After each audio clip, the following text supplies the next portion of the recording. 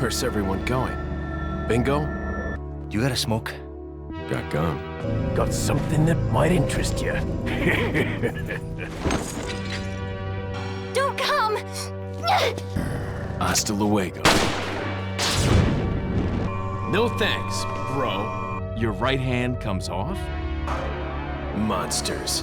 Guess after this, there'll be one less to worry about. Can't remember the name, huh? A senior moment, perhaps. How about we do some overtime? That's a large thing you have there. But I don't like it when men play rough. Very cute.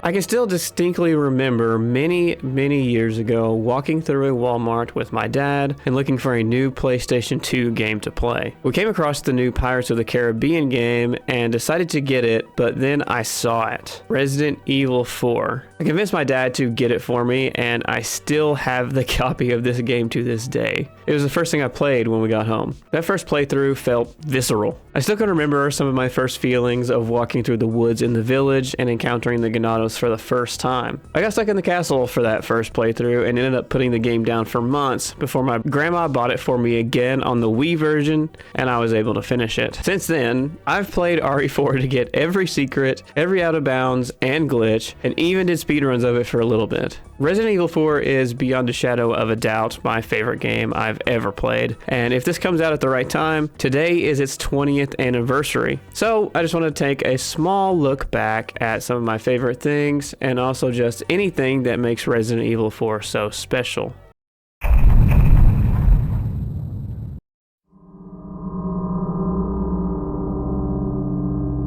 Opening up Resident Evil 4 all those years ago was a brand new experience for me. For the most part, I was a Nintendo gamer through and through up to that point, and while games like Wind Waker and Twilight Prince create an immersive atmosphere, Resident Evil 4's was on a totally different level. This was my first true RE experience, so watching the opening cutscene and hearing Leon Kennedy's voice as he tells the story of what happened to Raccoon City all those years ago was encapsulating. Then, the drive begins, heading into the village where Ashley Graham was last spotted. The song combined with Leon's defined personality of depressed but humorous is immediately grabbing, and the fact that something is lingering in the woods already is a nice touch. Getting control and moving Leon for the first time is a distinct memory of mine. I can still remember where I was sitting in the living room as a young boy and how the sounds of the village felt. It's open. It feels like a wooded area out in the middle of nowhere. The crows are barking, and every step creates a crunch of leaves that leaves the place feeling so empty. But it's not, and encountering the first Ganado becomes exciting all on its own. You almost find yourself screaming at Leon like,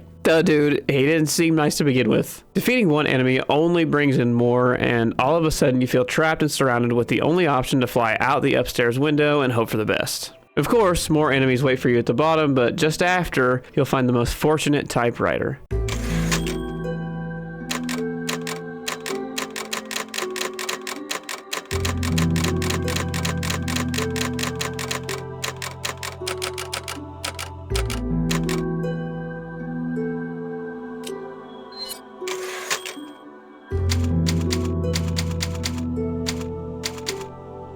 I fell in love here with just this bad boy right here. The same thing for Resident Evil 4 is easily my favorite in the series and one of my favorite video game tracks of all time. Not only that, but pairing the music with the symphonic sounds of the typewriter keys and functions as you save almost makes you feel like you're an expert at using one in real life. Battling in the village against a horde of enemies really gives you a feel for what's to come. You're basically told to expect to be surrounded and be ready to fight, but most importantly to watch your back. Moving inside buildings in the village is just as immersive. The pitter of your boots along the wood and squeaking boards ring through your ears just as much as any creaking old door that you never know what will have on the other side of it.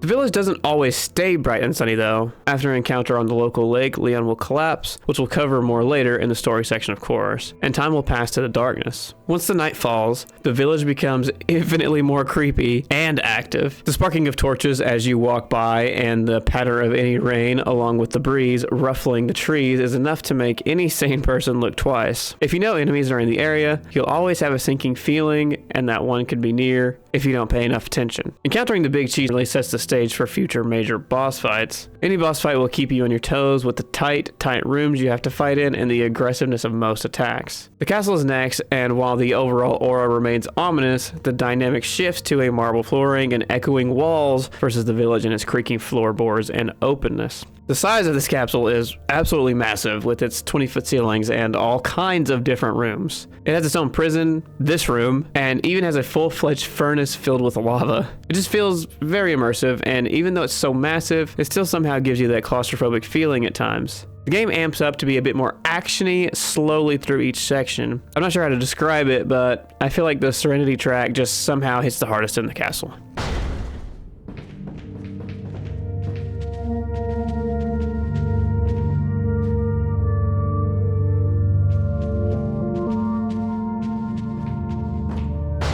We will go more into detail on some of these rooms later, but know that the castle segment ends with a massive Resident Evil style boss fight before we grab a boat and head to the island. The island is the final segment of the game and honestly the most action-based of all of them. There's a few jump scares here and there, but for the most part it lacks that scare factor. That is until you hear this sound at least.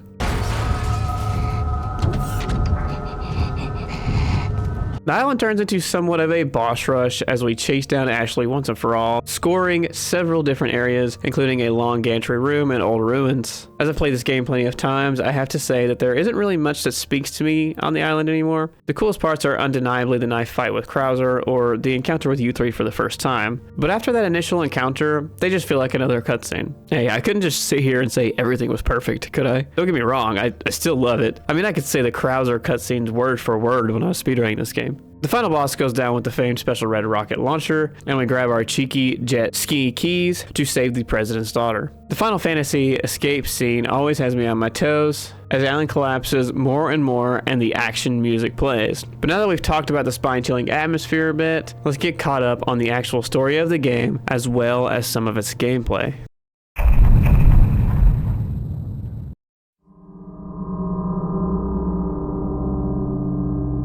Now that we've somewhat set the stage, if albeit poorly, let's dive into the story of Resident Evil 4. The game begins with a monologue from our depressed king, Leon Sexy Kennedy. 6 years after the gruesome events of Raccoon City, portrayed in Resident Evil 2 and 3, Leon finds himself in a remote area of Spain searching for the president's daughter, Ashley Graham. Literally all by himself, for some reason. I mean, there's the local police that provide nothing more than banter, and we do have Hunnigan on our side remotely. Ingrid Hunnigan is like the angel in our ear for the first bit of the game and gives us any inside information we need. The road into the village is blocked, and the local policia leave it to us to investigate, giving us control of Leon for the first time. RE4 took a different direction in gameplay, as we now control the main character from the third-person perspective. We have access to a simple map and an attached case type inventory screen that can be upgraded as we play the game. There's also a key items and treasure screen you may visit frequently or not, considering you won't have to open it every single time before interacting with key item objects like previous games, but it is faster. As far as movement goes, the right stick will control our camera while we can move in a much more omnidirectional way than the previous tank-like controls.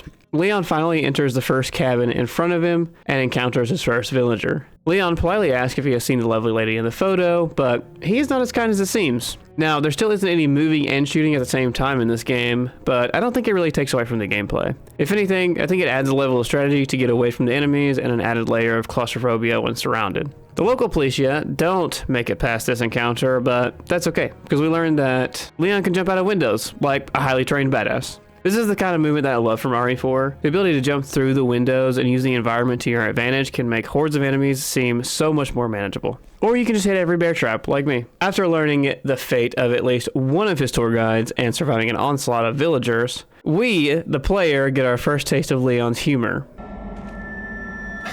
Where's everyone going? Bingo? And I just love this as an edgy 13, 14-year-old that probably shouldn't have had my hands on this in the first place. Leon harnesses Indiana Jones before finding a small cabin at the end of the path Hunnigan set us on, with lots of banging noises coming from it.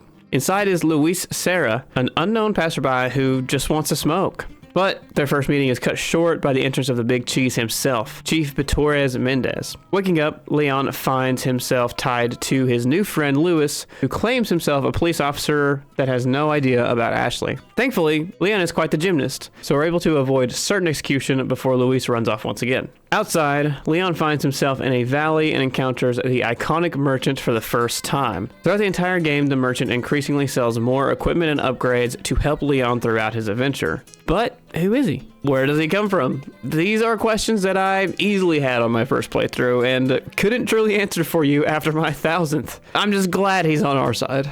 Leon finds himself at the back door of the Big Cheese house, solving the first of many puzzles the game has to offer. In the form of puzzles, Resident Evil 4 doesn't have any really difficult ones, unless that's just me speaking from too much experience. I've had near aneurysms over some of the puzzles past Resident Evil games have produced, but nothing in Resident Evil 4 has ever really given me that much trouble puzzle-wise. Well, on my first ever playthrough, I stopped playing in the castle because I couldn't find this stupid fucking key, but we're talking about the village right now. Leon finds the Los Illuminados key and attempts to exit, getting the Big Show treatment from this cheese guy yet again. Strangely enough, he lets Leon go this time, spouting about how they share the same blood now. Oh yeah, while Leon was knocked out, some mysterious hooded figures injected something into him. After the encounter, Leon heads back inside the man's room to just keep trying our luck and gets manhandled again. This time being saved by a mysterious woman in a red dress that I had never even heard of when I first played this. I mean, this lady was truly shrouded in mystery for me as a first-time player. This area is a good time to bring up the way Resident Evil tells a story through the environment as well, I think. Just like previous games, we can interact with not so important items and get Leon's quirky inner monologue about the surrounding area we find ourselves in. Little things like the lone ganado in the bathroom were just a nice little surprise and have really stuck with me ever since. Leon enters a new part of the village using the key item and ultimately heads to a church that Hunnigan has informed him is the prime location of Ashley. Unfortunately, in true Resident Evil fashion, the door is locked by a mysterious emblem, and the best way to find out where to go next is often Hunnigan herself or the lore notes scattered about the world. Whether they tell the truth of what happened here or give us a sense of impending danger, the layout of these notes always felt genuine to me. Before moving on in the story, I want to talk about the treasures real quick. I think Resident Evil 4's idea of creating rejuvenating treasures like the spinels, velvet blues, and emeralds is genius. It gives the player something to find always, and with the merchant around every corner, they can spend it exactly how they want to build their perfect armory. The idea of combinable treasures was always a bit lost on me when I was younger. I'm not sure I realized on my own that the cat's eyes or colored gems could combine with anything until consuming media after the fact. But in hindsight, it makes it pretty clear that you can, especially if you've played RA games before. As Leon is fighting his way from the church, he runs into the first boss fight, and pretty much the first enemy that isn't a basic ganado as well. The Del Lago is as simple as it looks, a giant mutated fish, and Leon must forego all the equipment that he's built up to this point and use the harpoons the game provides us. At least they're infinite. The giant Magikarp tries to bring Leon down with it, but thanks to the immersive quick-time events in the cutscenes, we have our own survival in our hands. Leon isn't feeling so hot and passes out in a nearby cabin, having some terrible dreams to boot. Leon finally wakes up and gains contact with Hunnigan once again, who keeps us on our way. This part is amazing to me because it almost feels like an open world game now. Leon can enter the boat and traverse the lake safely now. Leon can find blue flames off in the distance leading to a merchant domain, or even see extra cutscenes of a newly introduced ravenous dog enemy if Leon heads back the way that he came. We find a waterfall with clear attempts to keep us away, but Leon continues to press on and find the insignia we've been looking for deep in a cave. This is a good example of a circle, honestly, as we find ourselves back at the merchant with an armory right outside the large open area Leon heard large growls from earlier. El Gigante enters the scene, and this massive monster has no discern for those around it. If you're in its way, you're done for, and even the villagers know that. Gigante must be pelted with bullets until the large Plagas controlling it hurls out of its back, allowing us to shoot it or jump on its back to slice it with a knife until the gigantic beast topples. Leon comes face to face with more ravenous dogs on the way to the church, but finally finds himself inside. Leon finds some inspiration from that one Sia song and solves a light puzzle, allowing us to enter a previously blocked off room and meet Ashley Graham. She is feisty and doesn't believe that we're here to help until we mention her father and finally stops attempting to assault us. She comes along with us, and as we exit, the main baddie, Osmond Sadler, is waiting for us. Turns out he has big plans for Ashley and is a bit of a psycho lunatic cult leader, as you could expect. Leon grabs Ashley's hand and we make a break for it, just barely smashing through the nearby window. Now we face the village with a young lady in tow, and an important one at that.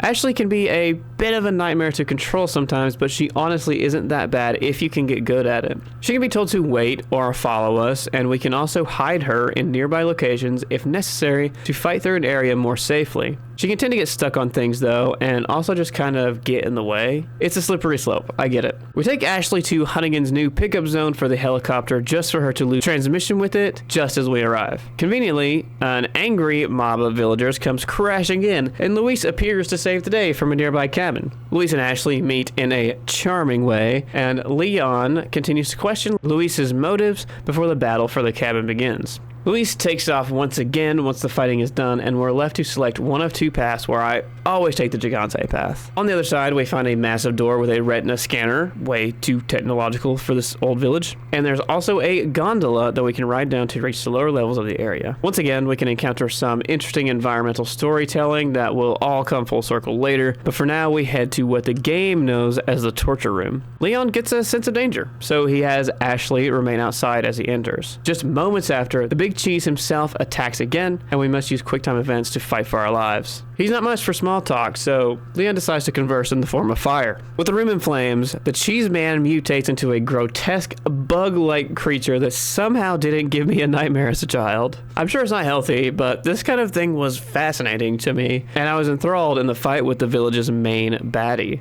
The first phase consists of damaging the spine of Menendez until he separates and becomes more of a spider on the wall. Fun fact here, Menendez is extremely weak to fire, so if you save about 5 incendiary grenades up to this point, you can take him down no problem, even on the professional difficulty. After gasping his last strange noise, Menendez drops his life savings and, more importantly, his eye. The wall conveniently opens up for our escape, and Ashley shares her concern for us before we move on. We simply trek back up and use the newfound eye on the retina scanner door to find a brand new area. The castle walls lie before us, but the scale is hard to imagine from here. I mean, that's just the battlement area in front of us. It's just the entrance, but there's no way for us to know that now. As villagers riot towards us, we have no choice but to run across the drawbridge and pull it up together, trapping ourselves in a new nightmare.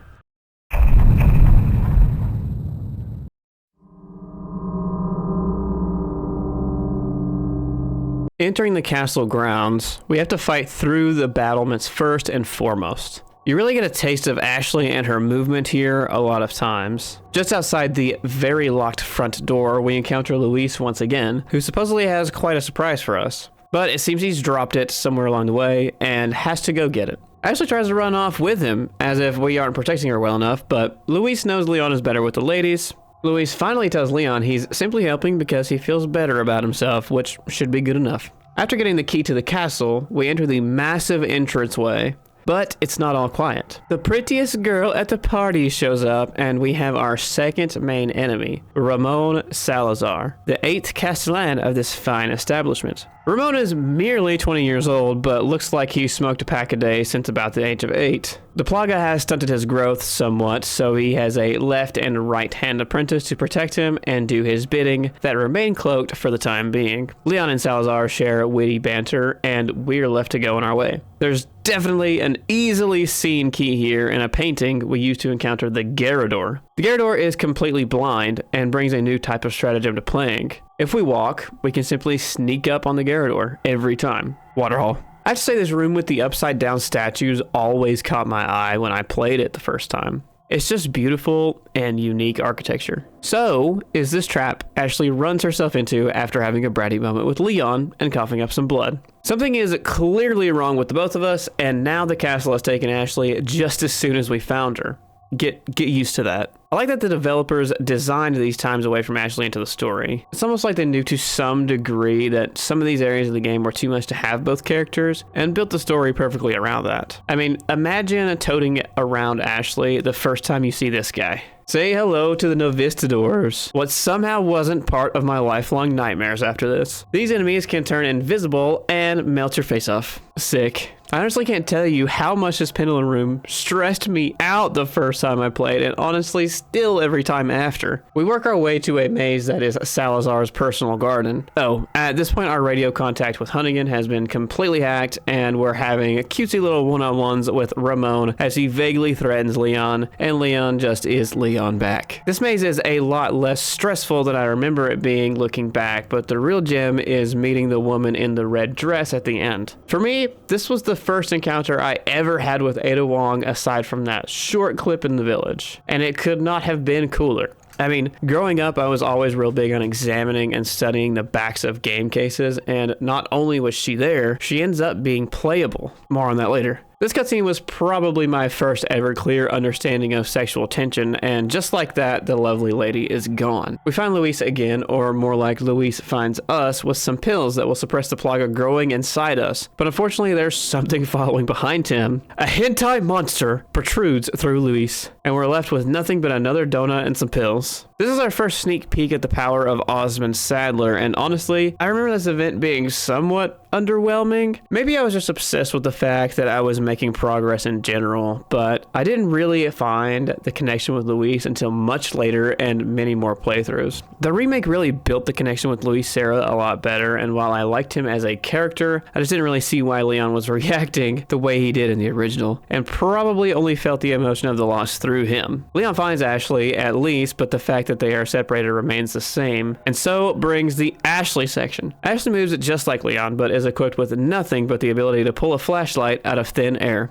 Okay, that's not entirely true. She can move through the areas with enemies by crawling or spinning cranks and defend herself with the very limited number of lanterns in the area. Really, the idea here, I think, is to make the player feel defenseless, and it definitely works. Because you feel it once you hear those knights in shining armor coming into the room with you. Ashley has quick time events when crossing the newly alive knights and simply just falls back. An awesome part about this section is the lore we get from the notes. We found an old butler's diary, basically. I can read how the loyalty to the Salazar family led him to become a monster as long as his young master was happy. I remember reading this with my mouth agape, realizing that one of the hands of Salazar was once a real-life human being. Not like I didn't realize everything else here wasn't human at some point, except, you know, maybe the fish. But I mean, look at those things. That's some Plaga magic. Leon and Ashley have a beautiful reunion with Ashley apologizing for her ways, and the team finished collecting the Chimera pieces to unlock the next expansive area of the castle. Leon and Ashley must collect 2 chalices to progress, and Ramon Salazar pays us a visit during one. He seems to think that dropping the ceiling on us would take us out, and it maybe would if the solution wasn't glaringly in front of us. Leon and Ashley enter a room with a nest, and a giant one at that. This is the home of the Novistadors, and in a split second, Ashley is taken right from beneath Leon once again. Leon spots Ashley being dragged away by Ramon and his hands before fighting through a massive clock tower and not 1 but 2 more Garrador. Leon catches up with the gang who have Ashley in a bit of a Maria situation here. Salazar spouts about a ritual that Ashley Graham is dearly involved in and goes on a long monologue. At the end, Salazar sends Leon flying down through a trapdoor where Leon, in a very Mission Impossible type way, survives and gives Ramon's ear a ring. Salazar throws a bit of a hissy fit and sends his right hand to dispose of us, as Ashley is simply happy to know we're still alive. I honestly love the setting here. It's brutal. Leon begins to make his way out of the sewers and begins to get stalked by the right-hand man himself, eventually revealing himself to be Verdugo. Verdugo is extremely tough, but weak to the cold air canister surrounding the arena. This work of Plaga blew my mind. I thought he was an alien. The lore of how this intense of a mutation can even occur is expanded on more in the remake, I think, but for the original, it just felt like facing a true monster. Whether Leon defeats Verdugo or waits out the downward-facing elevator, he continues on, and the story gives us our first look at Jack Krauser, who I had no idea who was when I first played this. And honestly, as far as any other game goes, I still really don't.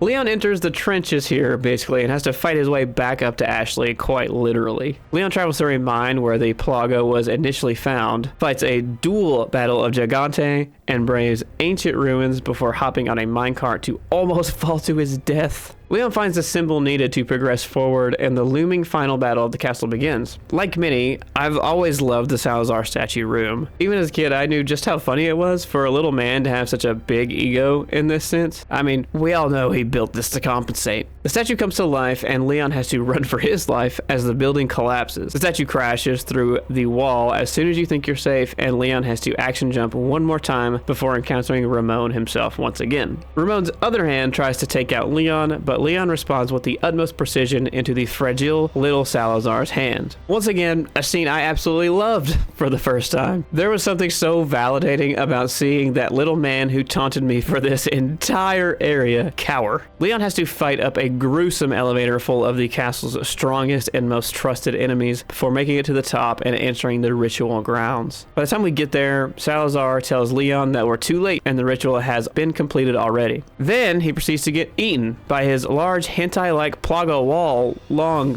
thing, along with his other hand. Yeah. Then he burst out of the flower thing, Plaga thing in the wall, and Leon just points out that he's just another monster. Salazar fights with two large tentacles on either side of him and can also bash with his head. That same head can also perform a one-shot munch attack that is not fun for us. Leon can shoot the eye of the mutated hand to reveal the slimy true form of Salazar in order to defeat him properly. No rest for the weary though, as Leon will need to scale the mountain and luckily happen upon a boat that can take us to the island Salazar mentioned they took Ashley. Unluckily, there's no keys, but luckily again, Sexual Tension herself walks in the room.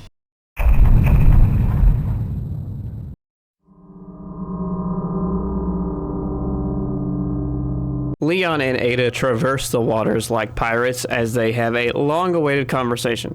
I mean, I imagine the people that played RE2 were really anticipating this, but even I was, and I just met the girl. The conversation ends with the girlish charm that only Ada can produce, and Leon expresses his love for her. Women.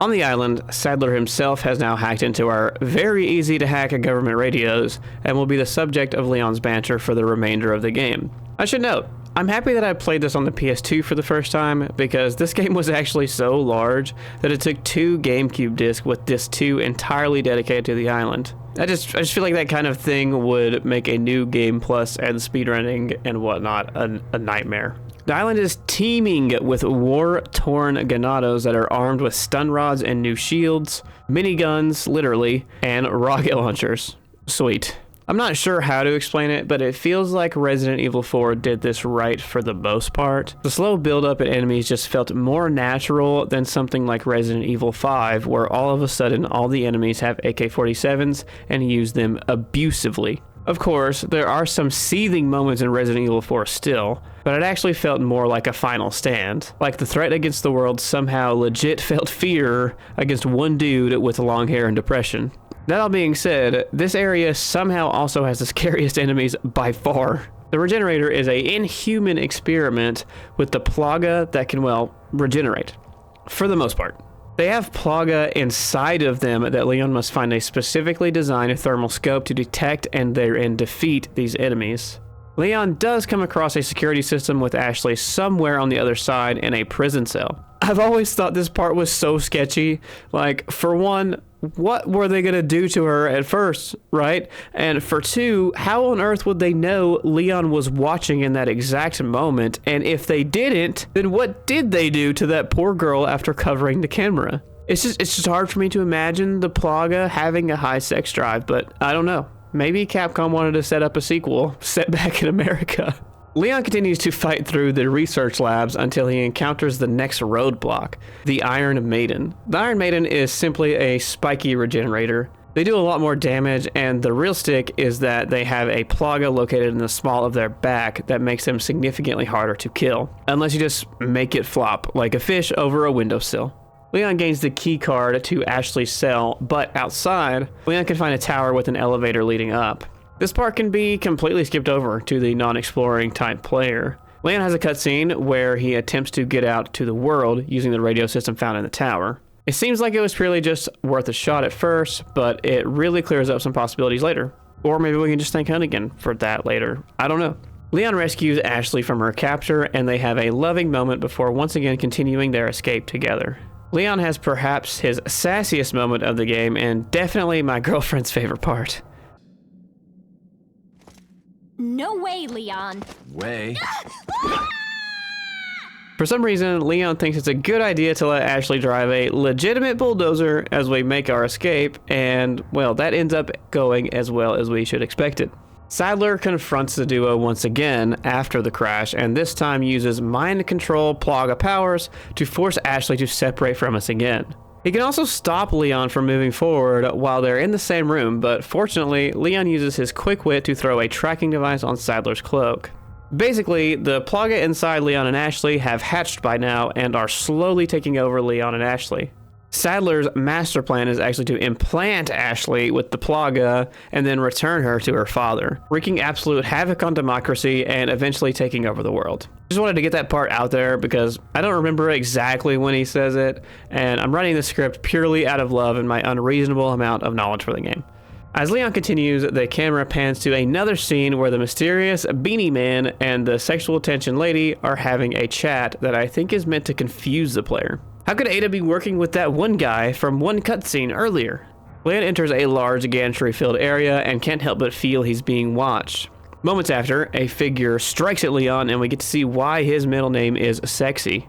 Leon seems to know this Jack Krauser much more than the player does, and I thought it was a bit confusing way back when I played it, but honestly, I didn't care much because one of, if not the greatest cutscene of gaming history was playing out before me. I mean, years later when I started speedrunning this, I was able to say this cutscene entirely from memory and feel good about myself over it. Anyways, Krauser is the one who kidnapped Ashley and has his own intentions through Umbrella, which, is surprising for Leon, as it should be. Krauser gets the advantage on Leon, and as he struggles to survive, a gunshot sings through the room, and we see Ada Wong has come to save us. Krauser spits some hard lines and dips out before one of my favorite interactions between Leon and Ada ever occurs.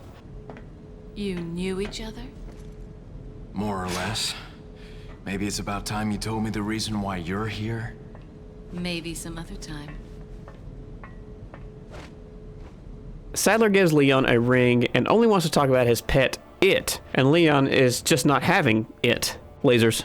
Leon's sitting on the throne Easter egg. Leon comes across the very same tracker he attached to Sadler and is quickly joined by a massive monster. This is U3, and Leon must fight him inside the suspended gantries. U3 loves to use his hentai arm to grab Leon and also attack from the ceiling. Leon has to press 2 switches on each gantry level to open the door forward until he can finally escape on a hook that magically pulls him up while the beast falls to the depths. Unfortunately, there's an ammo drop here, and U3 can crawl. So the second phase begins, and now he can chop Leon in half with his hentai mouth. Like Mendez, U3 is very weak to fire, so it's wise to use the red barrels in the arena and any incendiary grenades collected up to this point until he's defeated. One more monster is out of the way, and Leon is up above ground again. Leon wanders through some army campsites and stumbles onto a set of ruins where Krauser epically enters the scene. Krauser is dedicated to putting an end to Leon and uses all options. He has a TMP he can fire, plenty of grenades, and also booby-trapped the ruins to the teeth. Leon has to collect 3 emblems to progress, but Krauser has the final one. Leon and Krauser really just banter here about the past, to be honest. The moment is epic, but the story doesn't really matter, once again. I just feel like nobody knows as much about Krauser, but when he mutates his arm and Leon snaps at him like he's nothing, it's just so cool. Oh, and the place is rigged with explosives, with the timer starting during the cutscene just to add to the pressure. Krauser is crazy susceptible to the knife and goes down easily when it's used against him. Krauser falls and Leon can simply tower over him after collecting his emblem, reminiscing the comrade he once was. Leon enters the second to final chapter here and is introduced to Mike, a badass helicopter pilot who often defeats enemies way out of our immediate sense of danger. Maybe we can thank Leon's attempt at the radio tower, or maybe it was all Hunnigan. Who knows? Leon must fight through a barrage of enemies, making a last stand with the aid of Mike. Leon encounters a dual minigun room where 2 switches must be hit in order to open the path forward. Mike can be very helpful here, or very not, and often not. Sometimes he can destroy the turret for you, but most of the time you'll find him shooting you on accident. Leon and Mike have their uniting moment just before Sadler and a crony put an end to him and his chopper. I know how I was saying the lack of emotional connection over quick characters thing earlier, but this just hurt, okay? He knew a good bar. And really, it felt like the game purposely gave you hope and stripped it away, and it just worked. Leon encounters Ada again and gets a little kinky without her permission, aka gets overtaken by the Plaga inside him momentarily and try to choke her out, like all the way instead of some of the way. Ada is able to fight Leon off and seems to be completely on board with the plan of getting that thing out of him now. There's a last stand that Leon must fight through, but after that, he can finally find Ashley in a convenient spot. She is in a suspended animation somewhat guarded by Sadler, but Ada Wong decides to butt in for us and allow Leon an easier escape with Ashley. This laboratory harbors a Plaga removal laser, and it's about the duo's only option. Leon and Ashley both very painfully have the Plaga removed from them and are immediately ready to make their escape after. The final chapter begins and Leon and Ashley are on their way, saying goodbye to the merchant before walking up to a construction site and spotting Ada hanging from a rope, somewhat lifeless. Leon has Ashley stay behind and enters the arena, saving Ada from her entanglements immediately and facing Sadler once and for all. He has a villain monologue and all, but most importantly has a gross transformation. Sadler has eyes growing from his spider-like legs that can be shot to knock his body off balance and reveal the true eye and weak points, allowing Leon to make his move and attack. There are also explosive barrels and floating girders Leon can control in the area to get the eye to expose itself as well. After dealing enough damage, Ada will toss down a special red rocket launcher that Leon can grab and aim at Sadler for the final epic slow motion shot. Sadler is defeated and Leon finds a Plaga sample, but Ada can't have that and goes right back to her usual self, stealing it from him and jumping off a bridge. But hey, we get to see her survive this time, right? Not like Resident Evil 2. Ada tosses the cutesy jet ski keys to Leon and flies off. Oh, and she actually presses the detonator to destroy the island rigged with explosives. Leon, with a timer on him, grabs Ashley and they run underground. The jet ski is patiently waiting for them and they hop on, traversing through the watery tunnels as the island explodes more and more around them, and doing a few flips on the way. The light at the end of the tunnel shows itself and Leon and Ashley fly out into the open water, successfully completing the mission as the sun rises around them. Ashley fell in love with Leon on the way somewhere, but he's an Ada only man. Or at least you would think that until after the credits roll and he's gone back into contact with Hunnigan.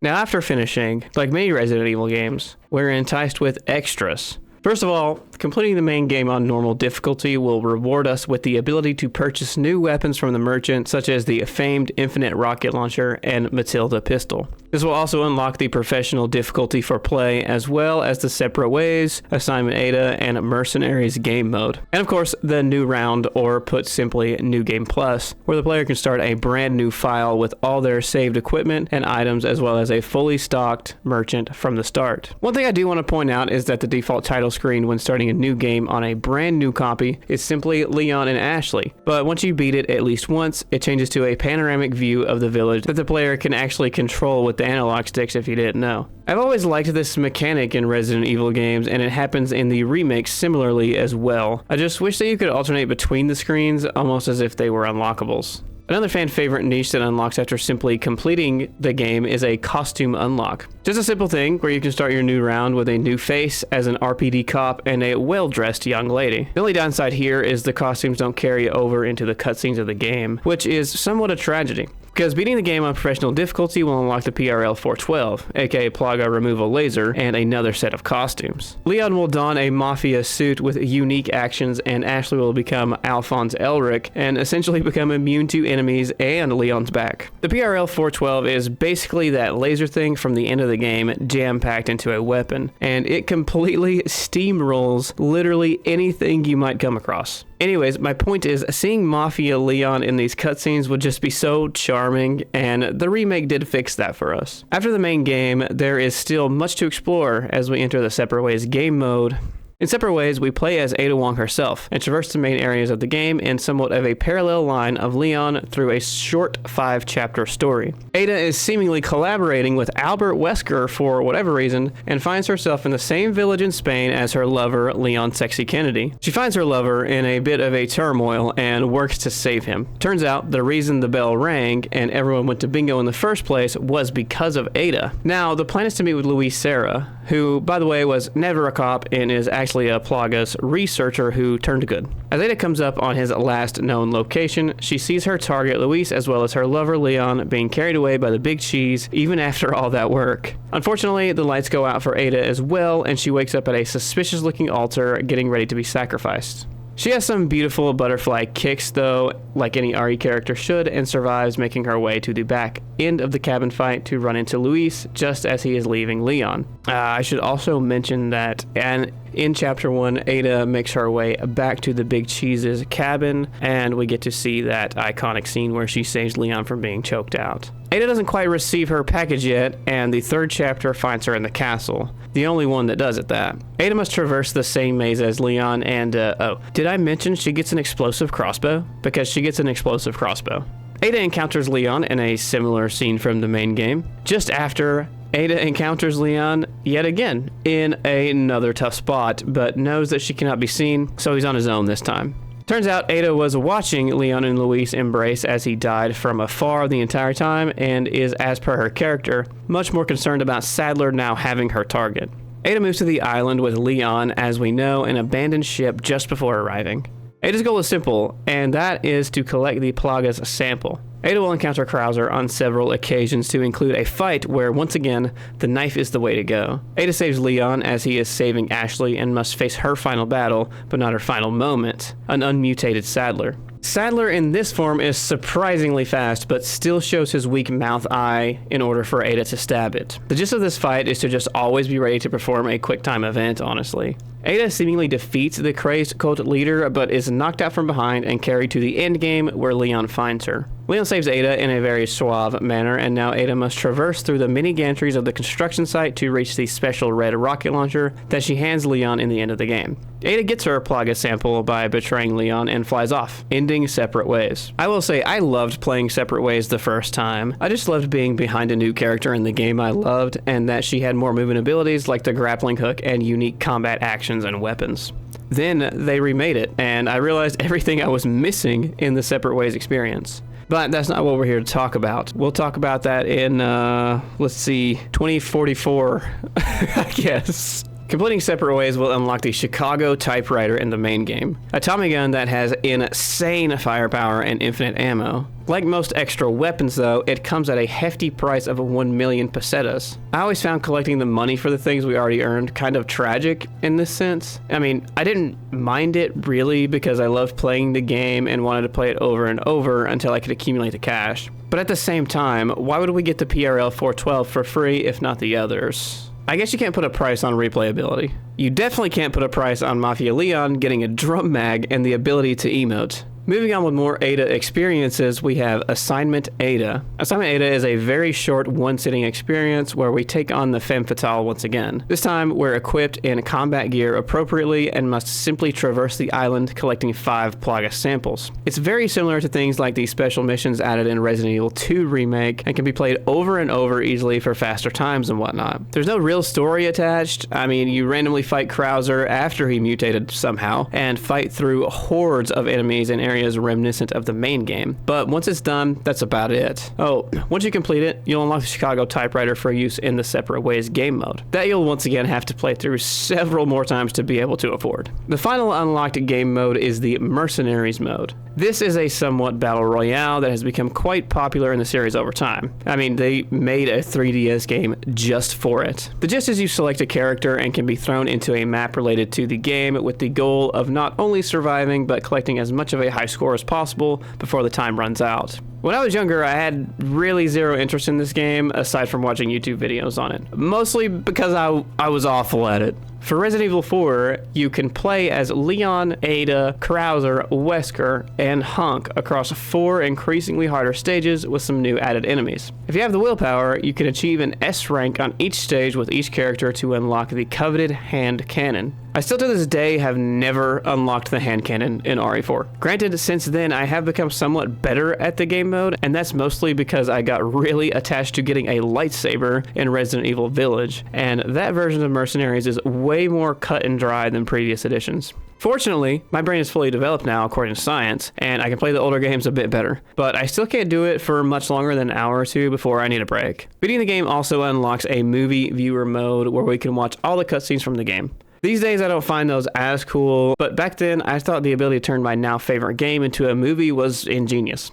One last extra I want to talk on is actually something you can do in your first playthrough, and that's collecting the bottle caps at the shooting range. After entering the castle and in occasional spots thereafter, the merchant will have a big blue door behind him. Entering will allow Leon to fire at his personal shooting ranges with different challenges that unlock as you press through the game, and each challenge awards bottle caps. These are essentially the figures of this game, and they're so cool to just have. Like, if someone with a 3D printer made a set of these, I'd give them way too much money to have a cool set. And I also think they'd be so cool for a chessboard. You can rotate each figure and hear a few voice lines from all of them. This is something I actually have completed in order to get all the Steam achievements a long time ago and actually came to enjoy, but for some reason I was really not into it the first time that I played it. And when I say a long time ago, I mean more recently than my first playthrough. Okay, so I'm going off script on this one because I was making the thumbnail and I realized that I somehow overlooked talking about this,